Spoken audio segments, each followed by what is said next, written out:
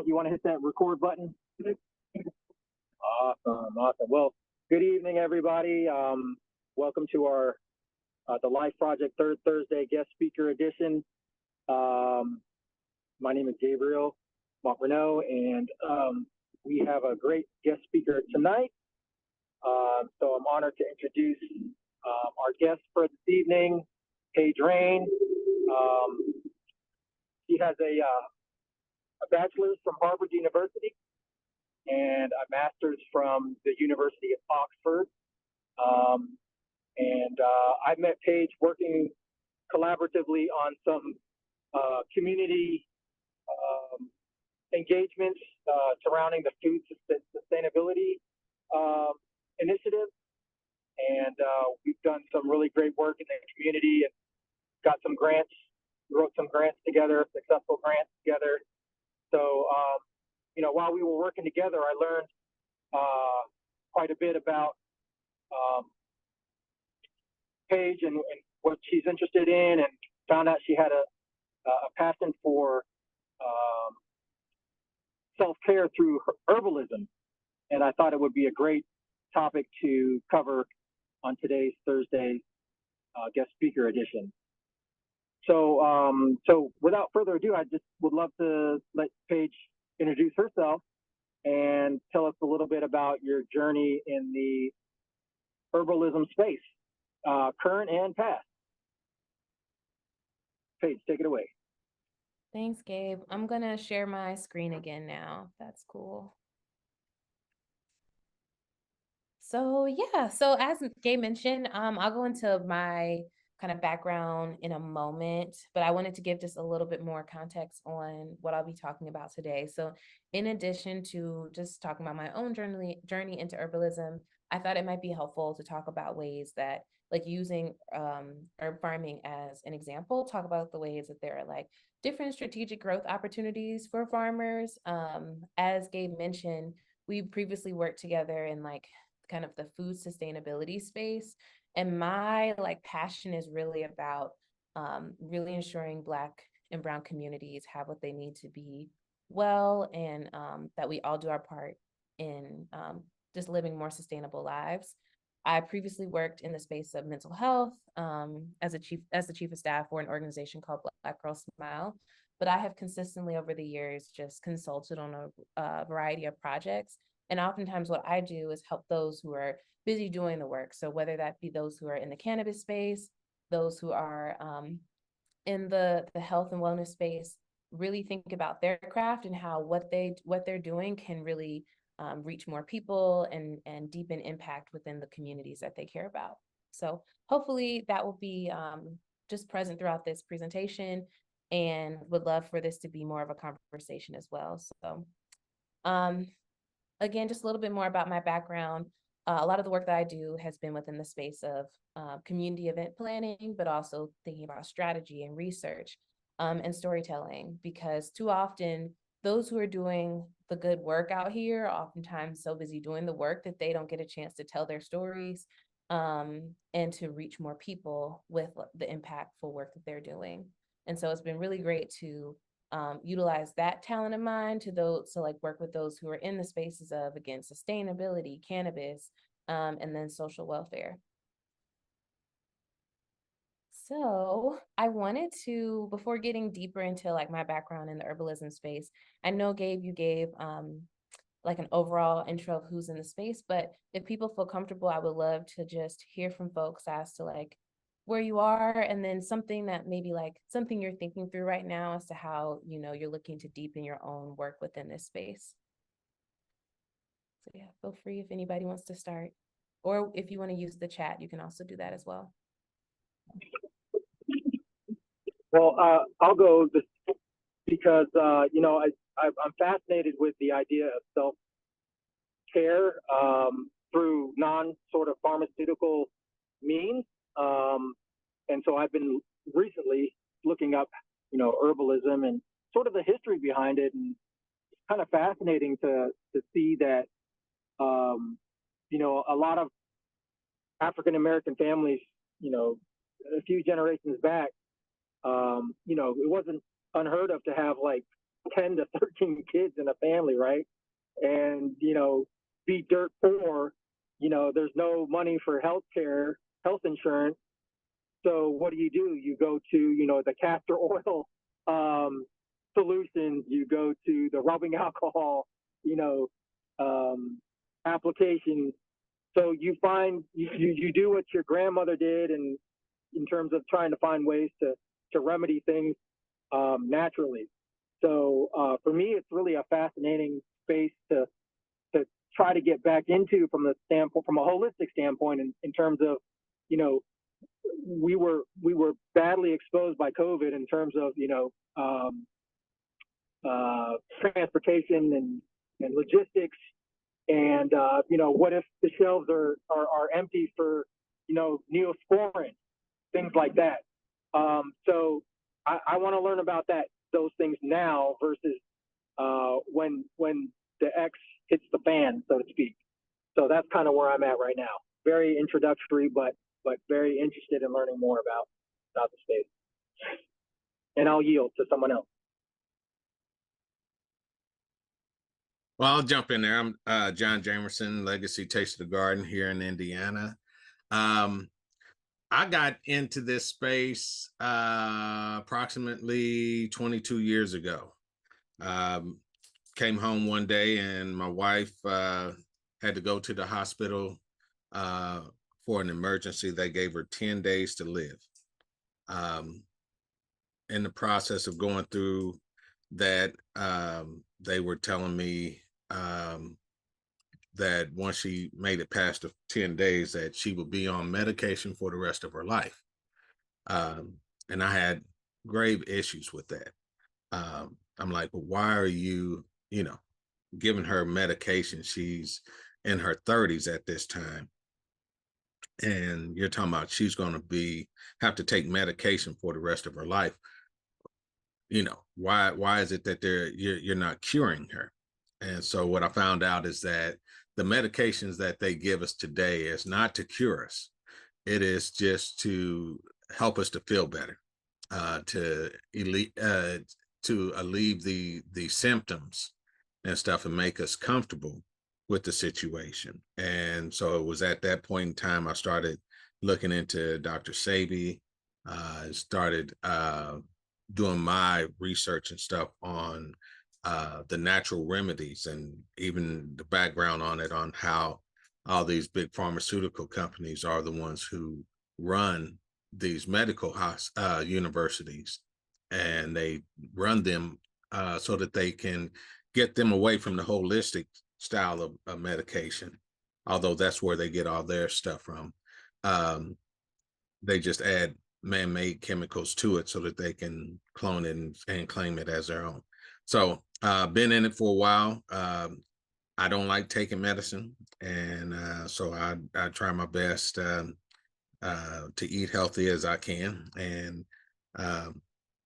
not as I should, but I'm in it, and I like I said, this is a area that's real near and dear to me. So I'll yield and pass it on to the next person. And if nobody wants to volunteer, I don't have a problem volunteering. Go ahead. Somebody heard somebody say something. They know me. Who was that? Tim? Tim in the ATL? What's going on? In Warner Robins, not ATL. Gabe's in the ATL. Okay. Yeah, I'm Timothy Anderson, Green Planet Veterans Farms, located in Warner Robins. I'm into the mushroom thing and heirloom vegetables.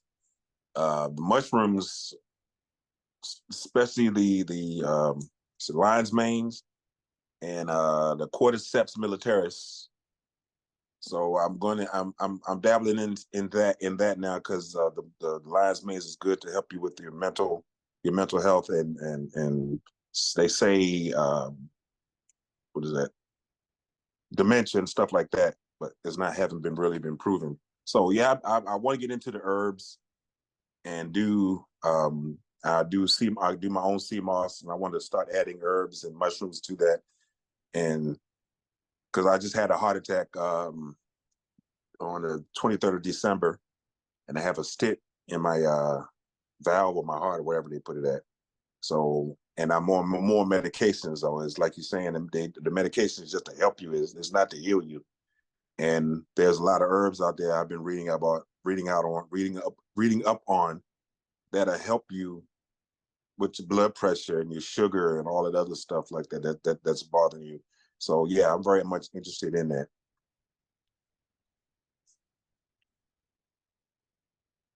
We got Queen Tamika on here. Oh, go ahead, Big Joe. I see you jumped on there. Go for it.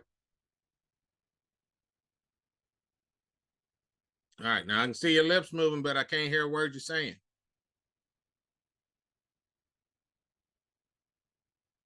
Still nothing.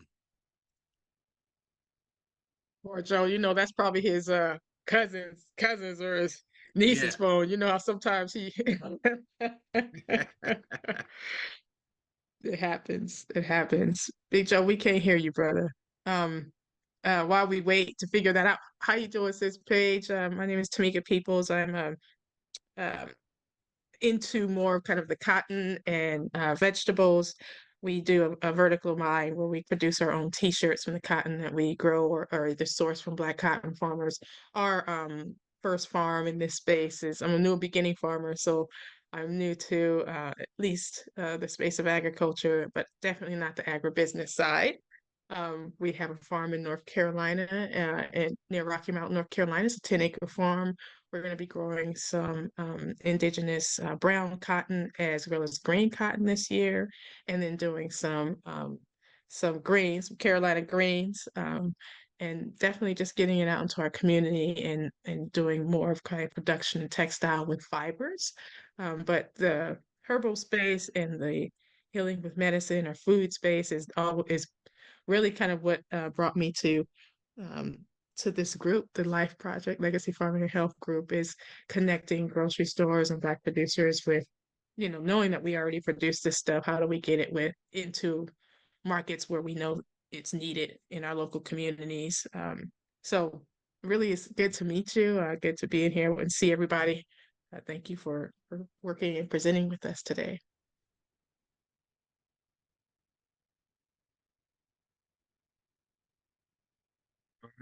All right. Kaneen?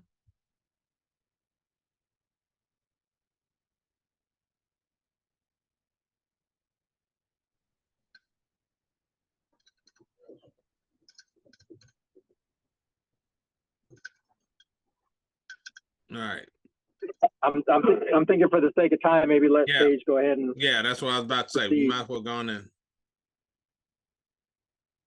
and go back to. Yeah, well, thank y'all. Yeah. I appreciate you for sharing your stories. Yeah, I think my mind's going to a few places. So one of them is I'm originally from North Carolina. I'm from Winston-Salem, North Carolina, but have family out in the area. And I think it's so super important for us to be doing just more and more work in the South, because so much of my academic studies has looked at the ways in which we have just been stripped of so much of just our ancestral knowledge, and plant medicine and herbalism is all within that. And so often when you get into rural communities, Black and brown communities, impoverished communities, like that's where we see just a lack of the fresh fruits and vegetables, a lack of, available, herbs that are sourced well. And that's when we're seeing the prevalence of, fast food, and, there's oftentimes food deserts and a lack of just access. And so it's something really powerful about bringing these things back into our communities, and then equipping folks within our communities to know how to grow and to process and to apply what we're learning from the earth into our day-to-day lives. Because I think a trend in what everyone was saying is that around, like, unfortunately, we can't oftentimes depend on, our doctors or, our local governments to ensure that we're healthy and not just surviving. And there is a difference between that survival and thriving. And so with me, my herbalism, and this is just a little bit of a roadmap for what we're going to talk about today, but my journey into herbalism, I have been, I would say, on this path since I was younger, and just seeing what my parents my mom and my grandma would do, like what they would do when I was sick, what they would do that I just thought was just them being quirky or them trying to like, I don't know, not take me to the doctor. But at the same time, I think, I think one, now that I'm older and I deal with insurance, I understand why they're trying to see about fixing things at home before going and having to deal with everything there. And I really feel like insurance has just gotten more and more complicated over the years.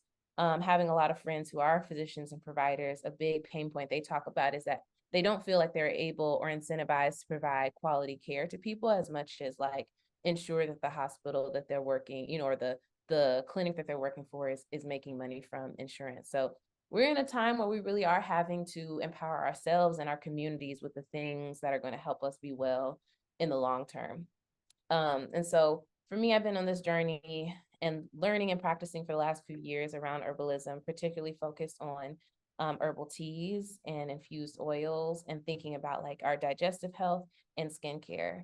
And so part of the reason I'm interested in herbalism and just plant medicine as a whole is that I think that I think it's our birthright. I do. I also think that like we are not meant to be we're not meant to be chronically ill, like that's not really what we're supposed to be doing in this lifetime, is that just bouncing from medication to medication. I actually was talking to my grandmother recently. Was that Gabe? Yeah.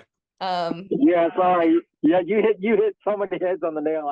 I just had to acknowledge it. Good job. Yeah, no worries.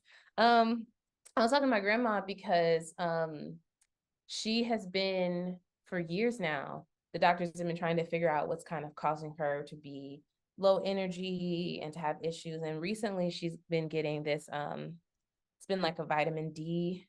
It's been an iron infusion. They've been putting her on vitamin D and also B12. And something as simple as that has done her a world of difference, right? But that is not before this, there were so many other things that they were proposing and these invasive treatments. And I think so often it's because our providers are not really being instructed on how to make sure that we live these healthy and well lives. They're instructed on how to patch us up and send us back out. And so in my family have seen the impact of people who, have had untreated diabetes, high blood pressure, hypertension. I've seen what that looks like in terms of, these expensive and long medical stays. I've seen what that looks like in terms of their chronic pain and the impact on their quality of life. And so often there are herbal remedies to these things and lifestyle changes, but they require more than, just taking them haphazardly. They require being in relationship with the plant medicine and really understanding like how our bodies work, how like the natural cycles of the earth work, and how if we can merge those things together, we can really unlock some stuff within us to ensure that we have consistent remedies for what we'll experience over our lifetime, from everything from like, when a child is teething to, when someone is having their first menstrual cycle to, what happens when you are having, recovering from pregnancy, or you're going through, like you are having issues with your blood pressure. Like there are so many different ways that we can tap into plant medicine to help get us there. And something I'll send to Gabe after this is I have it's like a digital, like a apothecary list of some items that you just may want to have. And it talks about what they do. And so it's based off of my needs and the things I've seen and the stuff I've, seen as a prevalent need within my community. But I'll share that as well. It might be helpful if anyone wants to explore it. But I think though we may know that plant medicine is important and it's something we need to invest in, right now the space of those who are producing herbal, like the herbs that go into these different tinctures and infusions and teas, they're oftentimes like hard to come by, and or especially like bulk suppliers, but they also are not it's not a lot of Black people, not a lot of Black and brown folks, not a lot of folks from marginalized communities. Oftentimes like I've been on the pursuit of a consistent bulk or herb supplier in my area for a while that doesn't that isn't super pricey, because I have a lot of folks who are practitioners who, you know, are either making baked goods with herbs, or making products for themselves or their families. Like I make my own products as well. And so like with that, it's pretty difficult. And oftentimes the go-to advice is like, find your local Chinese herbal store or medicine store, right? And that's great, but there is that oftentimes is like outside of the major cities. It's not accessible for folks, and it's not publicly advertised. You kind of have to go looking around and asking. And the herbalism space, because I think people know, it's like, I think of herbs like I think of just like when I think of our access to them, it's like how I think about water. We should all have access to water. Like, why are we paying for water? Why is some of our water across this country not clean, particularly for like Black and brown communities? And so for herbs too, it's gate kept. And oftentimes it's expensive, and the upcharge on it is wild, and you don't really know how people are producing, you know, your herbal products. And so that to me also signifies that there's a lot of space in that field for things to be improved upon, and for more Black and brown farmers to like really dig into that industry and be suppliers, particularly for our communities. So I have a short video that I want to share. Here we go.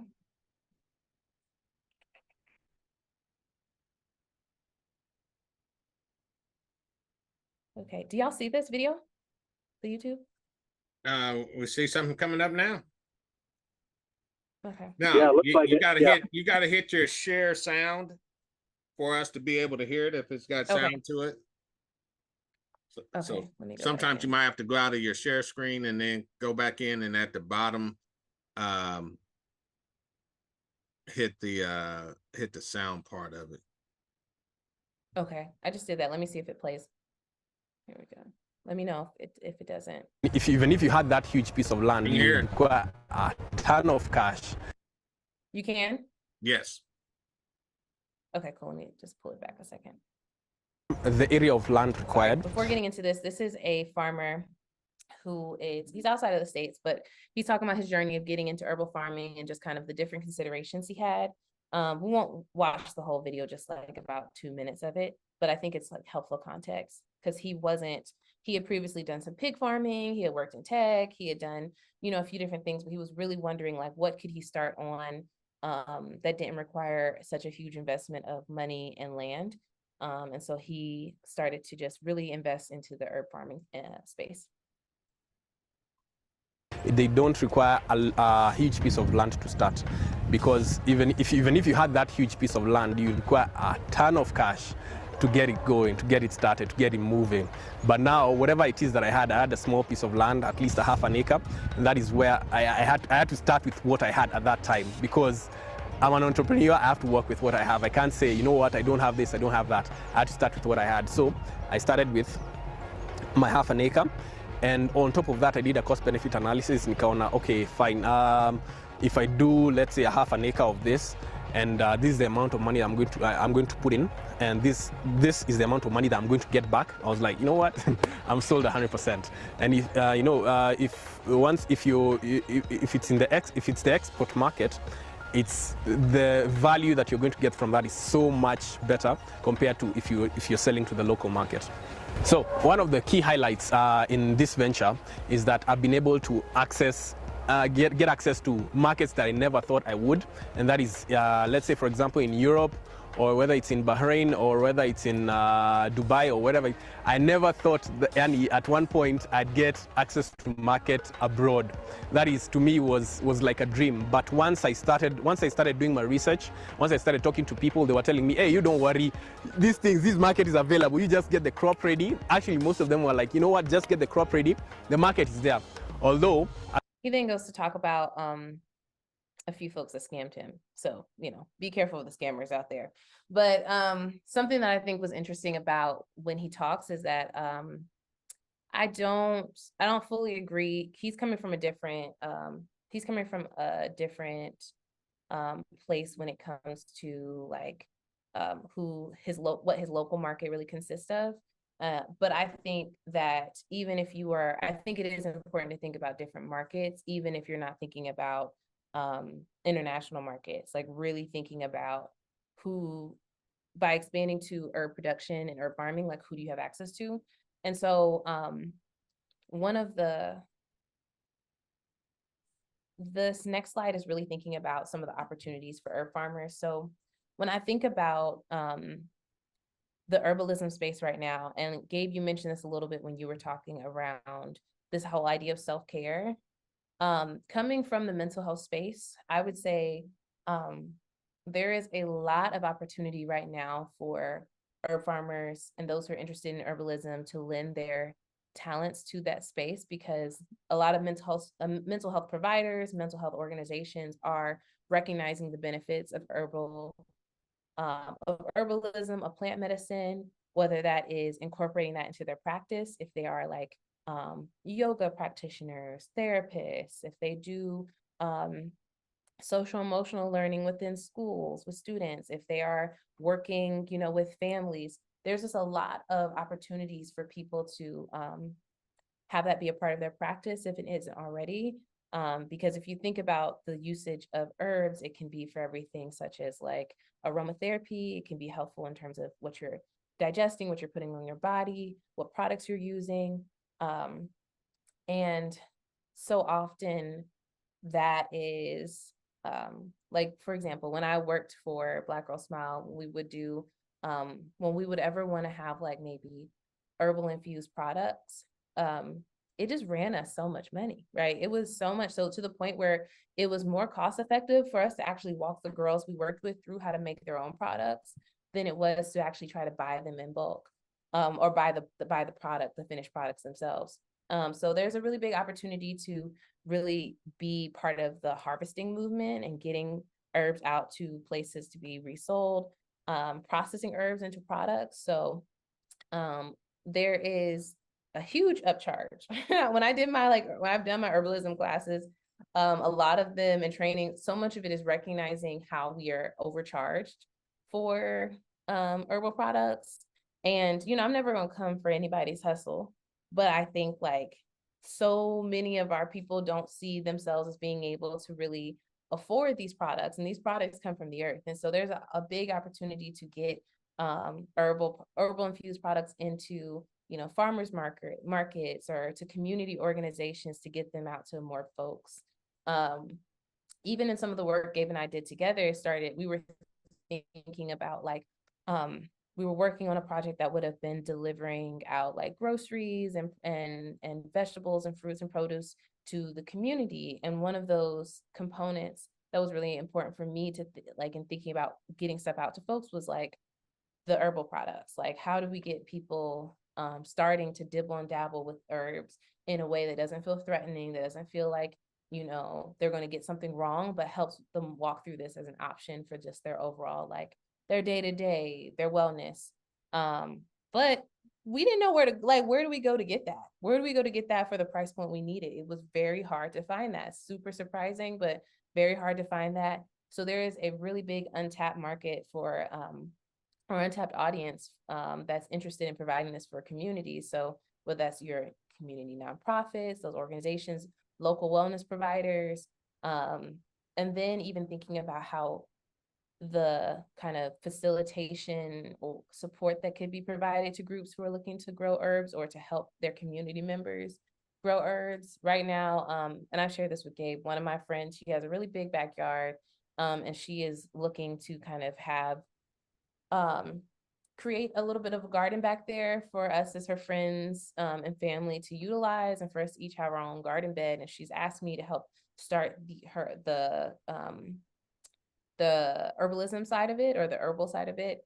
And it's made me think about how there is just so much to be gained for us as individuals, as producers of of herbs, and also as consumers, if we can get herbal production out there to more people.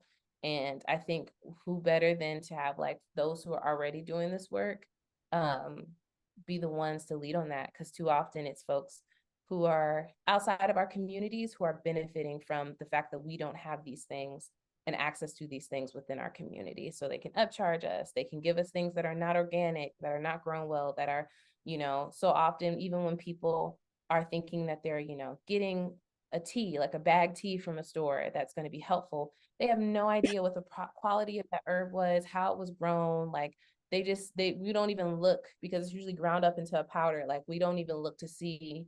And even if we were to look to see, we couldn't even really ascertain, the quality of those herbs. And so often our people are just given the least or the most, whatever is most easily produced. And so there's a really big opportunity to just expand access. And I think this could be another way of diversifying income for farmers and really positioning farmers as thought leaders in this space, because so much of the herbalism space is, a lot of folks who are talking about herbs from a privileged perspective, or who are talking about things theoretically, but they don't know what it's like to come, to be in a family that's dealing with kind of these generational ailments, and what the reconnection to plant medicine could do for everyone's kind of holistic well-being. So yeah, but that's really what I have. I wanted to see if folks had questions or any other thoughts. A lot of my work involves working with people to help them bring this stuff together into whatever program or projects that they do. But yeah. All right. So before we go too deep, a little further, could you, for those who will get an opportunity to view this later on, could you share with them contact information on how they might be able to contact you if they have some questions? Yes, I actually have a slide. This last one has my information up here. Right. I didn't have my email, but I'll put my email into the chat, and also Gabe has that as well. Feel free to share that with anyone who would like to connect. All right. That'd be great. So we'll open it up to and that's Paige Rane Consulting at gmail.com, and the Rane is spelled Rane. So do we have anybody that has any questions? Yeah, just curious to know, do you currently sell, sell your herbs like at farmers markets? And I know it's a tricky situation. Like if you, well, I kind of know the process, but just asking the process, for herbs. Let's just say if you grow, a bunch of herbs or a certain set of herbs in your backyard, and you decide to take it to the farmers markets. I know the farmers markets are pretty cool, but I guess if you're looking at what is your process like as far as, let's just say, okay, I just want to put it in Walmart somewhere, which is a whole nother, conversation with regulations and stuff. So what are your thoughts on those? Thank you. Yeah. So I don't really sell my products. I just make them for friends and family. And then I kind of help my folks in my community just realize, like, learn how to make it themselves too. But I do know some folks who've gotten their products into definitely the farmers markets. So the herbalism space is actually not that regulated.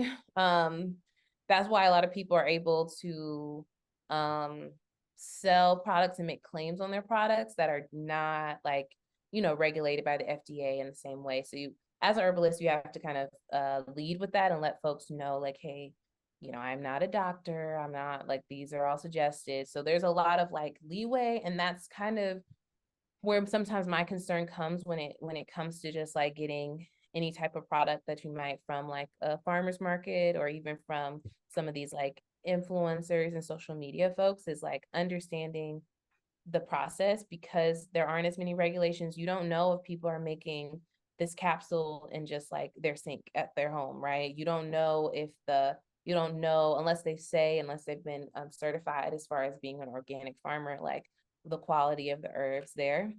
So that being said, I don't know the process of getting them into big chain stores, but I have seen, like, local grocery stores, carrying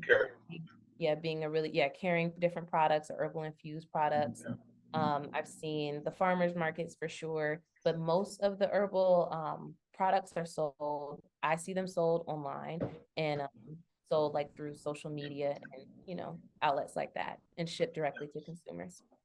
So you're a consultant, correct? Yes. All right. So basically, and this is my last question, and I'll step out the way.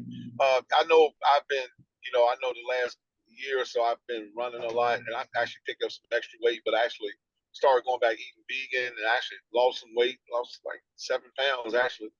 And I know herbs, being from the mountains, that's one of the biggest parts in our life. So in my life, excuse me. And so what do you think? So basically someone can book you for a consultation, and let's just say for men, men, to say, okay, I like to see what you got to treat this. You can kind of put us on the right path as far as what to take for what ailments, things like that. Is that pretty much where you are? And that's all I had. Thank you. Yeah, no worries. So I do consulting more so around like different projects and events related to sustainability. I am super connected to herbalists who do individual consultations. I'm just still growing in that space that I don't feel comfortable doing them for people outside of just like my close family and friends. But that being said, if you are looking to be connected with folks, I know a ton of folks who would be great. And they do those consultations. So a consultation with the herbalist is like how you mentioned, you would go and share with them your medical history, talk about, what's ailing you, what's kind of the point of concern, and then they would create a treatment plan for you.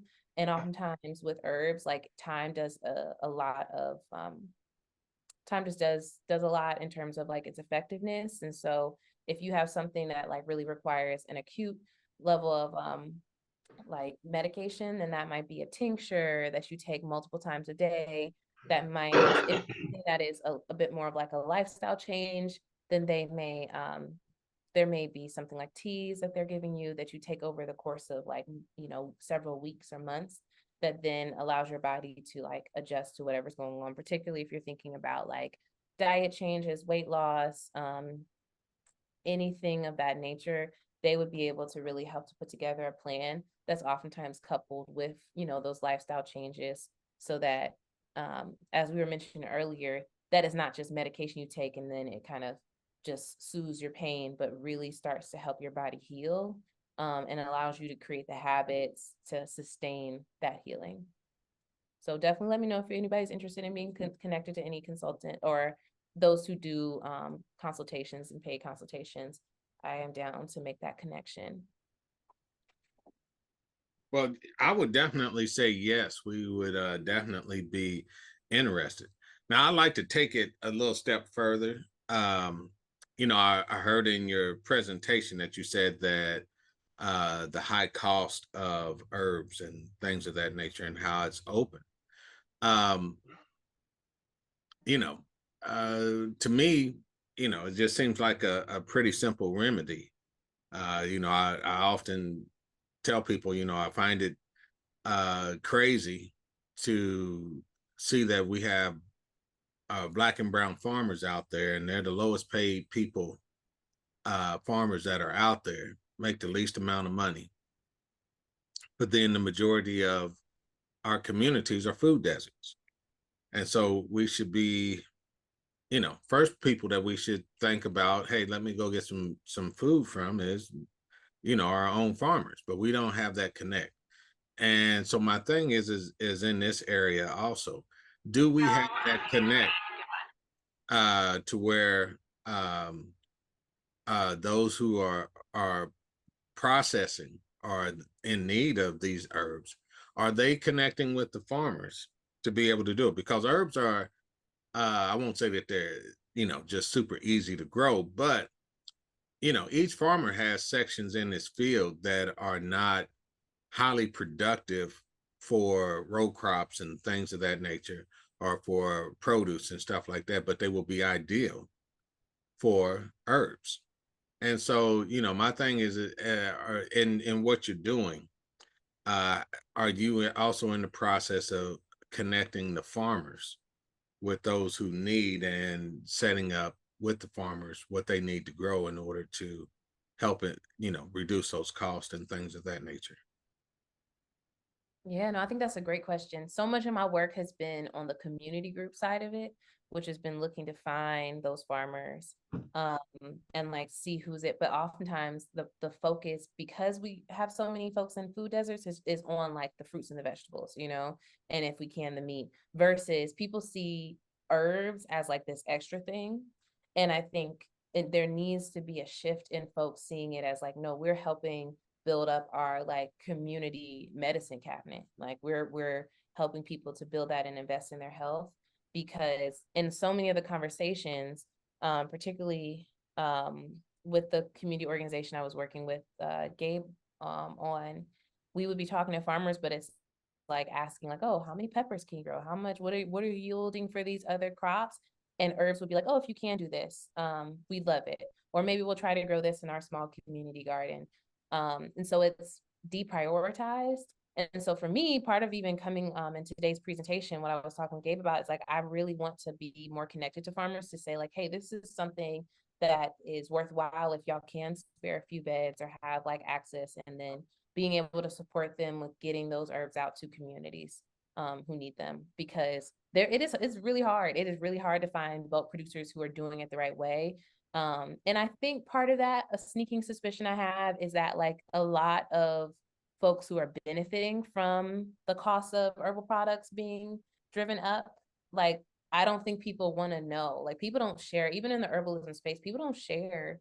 They don't share their producers, like where they're getting their suppliers that easily. If they're not making or growing the herb themselves, oftentimes it's like, no, this is my supplier, because they know they're able to they're just able to, you know, kind of charge what they want at that space. So I think it'd be great. I think we actually need a directory of Black and brown farmers who are saying that they're committed to growing organic, high quality herbs, and to have an easy way for people to like get that. That's either like shipments or drop offs, or like you know, farmers market connections, because it's really lacking right now. And it just means a lot of people aren't getting access to products that like literally they could potentially be growing in their own backyard. Like you can grow some dandelion root, you know, that's seen as you know, a pest, a weed. And so there's so much that's just around us that if people knew how to process it themselves, or they knew where to go, I think communities would be transformed. But yeah, we're on the road to getting there. All right. Well, that's beautiful. Joe, it looked like you got something to say. It looked like you finally got your mic to working. No, I switched to the laptop. I was driving. Now I'm in the office. Oh, okay. I should have cut that joke off, but I'm good. I don't have any questions. Herbs is new to me, so something we'll try in the future. All right. We're getting ready to purchase more hoop houses. Like Gabe said, go hydroponic. So we want to look at every opportunity available. All right. Tim? Yeah. So is it possible, first of all, is it possible to, I don't know, I can't download it to my phone. I haven't figured out how to do that yet. Her information, like send it out to or the email or something. And then also, do you have a list of the herbs that you would like or that you need, that maybe, because I know a few people or a few farmers that are growing flowers and things like that, that maybe they know maybe that we will be able to grow the herbs that you need if you tell us what you need or what you want. Yeah, actually, I do have a list of herbs. I'll send that along to Gabe to send out. And yeah, I don't know how information is shared, but definitely fine with sharing any of my information with the group. Yeah, I put my email into the chat, but I'll probably just send like a little wrap-up email out to Gabe that can be easily forwarded, and I can link this presentation too. Because like John was saying, I have space that I can grow herbs in, so I have no problem with that. Like on the side of my house over here, well, you can't know, but I was thinking about putting lavender over there, filling lavender up over there, because it's aromatherapy for me when I can sit on that side of that porch and I can smell all of that. And yeah, that's the plan anyway. But I can grow a bunch of other stuff too. Yeah, that'd be great. Brother Jones?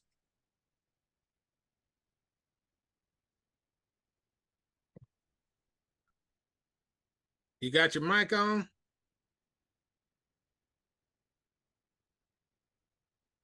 I don't think so. I see your mouth moving, but you should have your mic on. Showing that it's, but we can't hear you.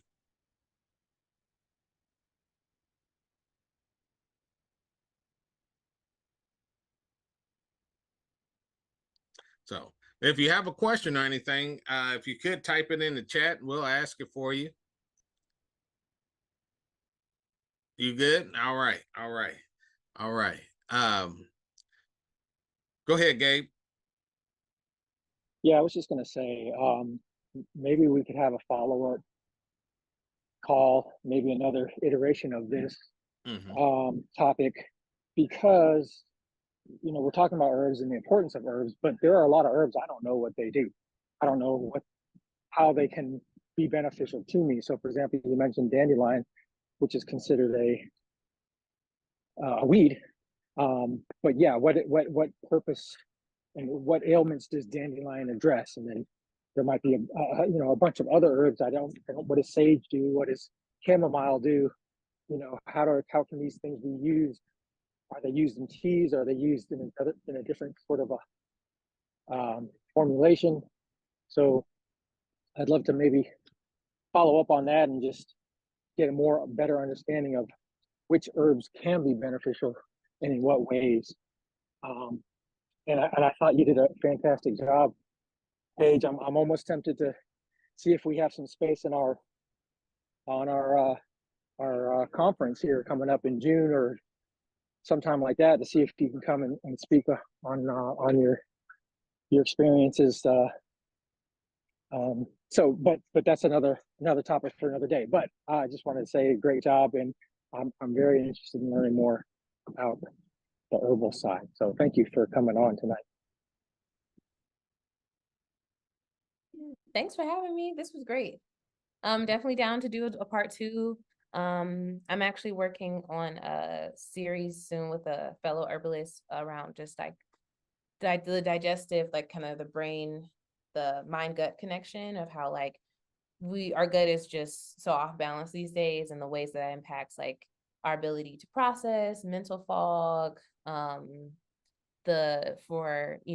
are familiar, just so often in Black and Brown communities, we just have a lot of digestive issues caused by the foods we're eating, our environmental stuff. And so wanting to help people with that. But yeah, there's a lot of herbs I've learned about on this journey that have me looking sideways at the way we've been taught. Like we really have been taught to look at, things like dandelion root as a weed, when it is an incredibly powerful, like digestive herb. And there's just a lot there. So yeah, however I can be helpful, I'm down. Y'all were a great group, super interactive. And you have my contact information. So if any questions come up, or if y'all just want to stay connected, feel free to hit me up. Will do. Now I want to throw in a curveball at you. I saw where you had mentioned that you were into the storytelling.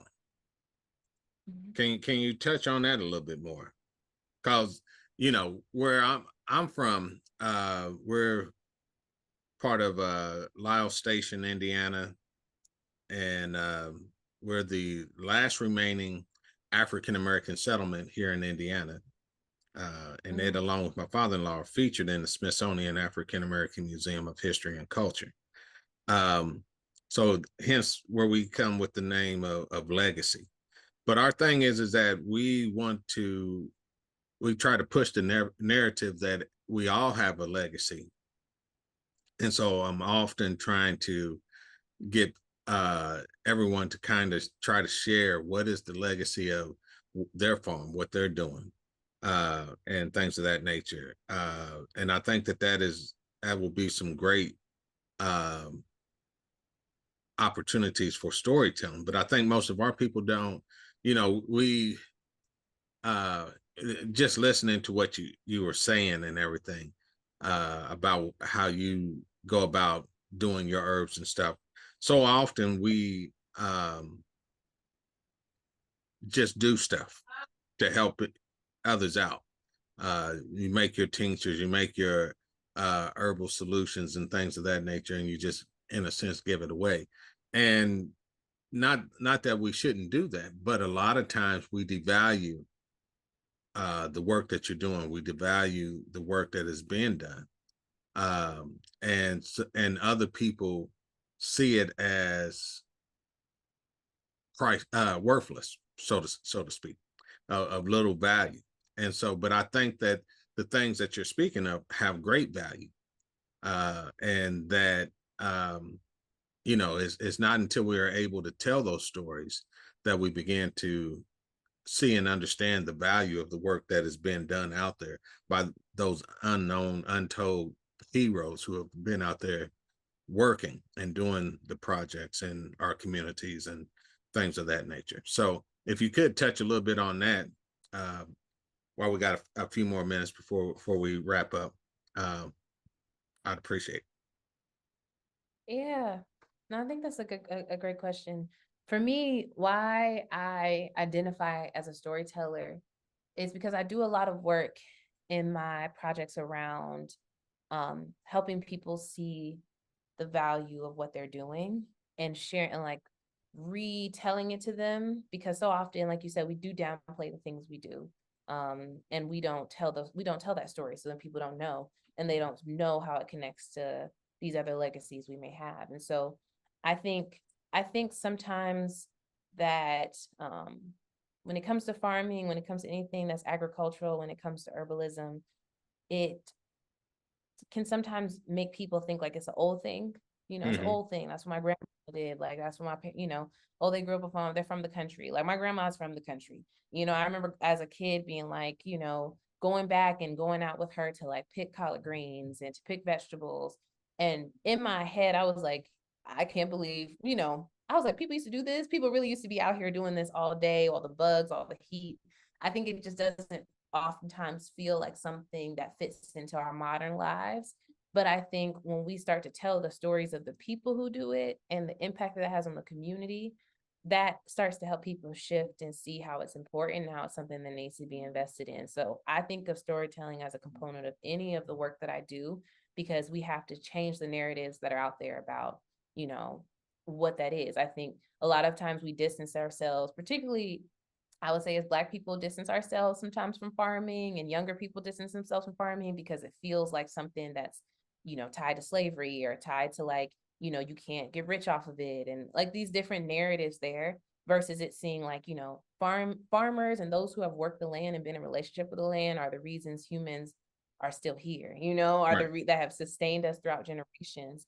And I think there's something that could be really powerful about using social media and video and like stories to help uplift that and help the younger generation see that it's important to continue that legacy. And I think it's something that provides visibility, because too often, just like Black and brown farmers are paid the least, they're just ignored. Like Right. it's like ignored in the space. And a lot of like white farmers in particular, or farmers that are tied to big corporations, they got all this money going in to pitch them and to market them and to make sure that they're good.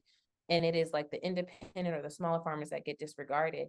And I think that there needs to just be a shift in that, uplifting those who are doing that work and making a call to action for people to, put their dollars towards those farmers as well. And not just like a profile, like, oh, I'm doing something cool, but like, no, this is where you can find me and this is how you can support this work. And I think that's how we start to shift this. We make sure it doesn't, die out, it doesn't like stop, it doesn't become a thing where like, not only do people just see it as something for their, grandparents' generation, but they don't even see it as, they don't even know the people who are their age who are believing in this craft and pushing it still. So. Well, that is great. Like I said, I definitely think that it is something that is needed. Um, and I'll get with my crew and stuff, because there's so many different opportunities that are out here. Like I said, that could definitely utilize that storytelling touch. A lot of times, people are like me and get very long-winded. And it takes me about 25, 30 minutes to tell a 30-second story. But you know, I that's that creative side in it. But we need somebody who's able to extract the important parts of the story and be able to tell it in a manner in which is acceptable and receivable by the audience that's out there. Yeah, that makes sense. Well, I'm here. Let me know if ever, right. and if y'all are in need or support. And again, even just for referrals for people I know who may be like, you know, just more seasoned herbalists who can talk about like the consultations and make those connections there. And then I have some folks who I think might even be helpful for future sessions around like people who have just more questions about those who are, you know, making products and selling them, like the business side of that and what goes into that, if that's something people are interested in. So, yeah. All right. Well, hey, it's been a pleasure to have you on here. I want to thank you for taking time to share with everyone. I don't know if Gabe is still on. If he is, I'll let him say some parting words. I can't. I'm like, concert started. Okay, concert started. So Gabe is in father mode. We got him covered though. With that being said, I just want to thank you for being here and thank everybody for their participation and everything. With that being said, we'll go ahead and close out once again. Paige Rane at Paige Rane Consulting at gmail.com. And that's PAIGERANE Consulting, CONSULTING at gmail.com. You can text her or email her. These are her websites and things of connection that's on the view. So thank you guys for being here. We look forward to seeing you guys first and third Thursdays once again next week. We will be starting Sunday. We'll be in Atlanta. The whole team will be there for the NTW National Training Workshop with Agribility. And then after that, I get to come home, and then I'll go from the bottom of the state of Indiana all the way up to the top of the state to Chicago. We'll be having our Indiana Black Loan Conference. Anybody else got anything that's going on in their neck of the woods? Yes. Oh shoot. I'm sorry. I only like driving and doing this too. Yeah. I have a value added workshop tomorrow. And yeah, and you know, with the prisons and stuff like that. So I have that going on tomorrow. So that's on the Chef Joseph's, you know, the entrepreneur value added. So yeah, that'll be tomorrow morning. So just want to kind of let the group know that as well. All right. Joe, you got anything? No, thank you for coming, Miss Woods. We'll see you again. All right. Well, thank you, everyone. Before I jump off, I just want to make sure everybody else is good. Anybody got anything to say before we close out? Now it's your time. All right. Everybody wave their hands. Welcome to the fork. And we appreciate it. Thank you, Miss Woods, once again, for your presentation. We definitely appreciate it. With that, thank you very much. Have a good evening and happy growing. Bye, y'all. All right. Bye-bye. Bye.